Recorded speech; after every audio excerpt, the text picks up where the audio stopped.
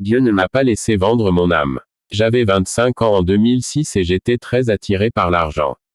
Pour cela, j'ai travaillé très dur. Chaque fois qu'il y avait un remplacement à faire, je me portais volontaire pour augmenter mes heures et donc mon salaire à la fin du mois. J'ai travaillé à partir de 6 heures du matin et quand je suis rentré il faisait déjà nuit. Je n'avais pas de vie sociale. Malgré tout ce volume de travail, je n'avais pas un revenu satisfaisant. À mon avis, mon travail ne me payait pas assez. Comme je ne pouvais pas travailler plus que je ne le faisais déjà, j'ai commencé à déprimer parce que je ne voyais pas d'issue. Un soir, quand je suis rentré à la maison, mon père dormait déjà. J'ai allumé la télévision et j'ai vu une publicité pour le loto. Plusieurs millions d'euros étaient en jeu cette semaine. Je me suis dit que j'allais participer. J'imaginais déjà gagner ces millions. Pour moi, c'était le seul moyen d'accumuler au-delà de ma satisfaction. En me couchant, j'ai projeté ma vie de millionnaire tout en réalisant que j'avais très peu de chances de gagner. Alors que je tirais la couverture sur moi, j'ai pensé à ces gens qui vendent leur âme pour de l'argent, du pouvoir ou de la gloire. J'ai alors parlé au diable. Je lui ai dit que je lui donnais mon âme en échange des numéros du loto de cette semaine. Immédiatement après cela, j'ai eu une vision. Je descendais dans un endroit horrible. J'ai vu du feu, des étincelles, des gens crier, pleurer d'angoisse et une terrible horreur tout autour. J'ai alors entendu la voix de mon père. Quand j'ai identifié d'où ça venait, j'ai vu mon père mourant, plié en deux au milieu du feu et un démon écrivait les chiffres sur son dos. C'étaient les numéros de la loterie.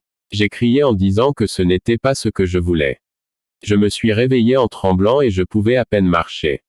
Je pouvais encore sentir le soufre et l'odeur de brûlé de cet endroit.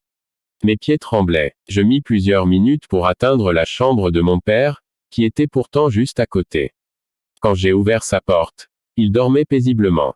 J'étais tellement soulagé. J'ai essayé de me calmer en disant à Dieu que j'avais compris la leçon. Mon père était la personne que j'aimais le plus sur cette terre. Alors Dieu m'a révélé que Satan allait aussi le prendre en échange des chiffres. Aujourd'hui encore, je tremble quand j'y pense.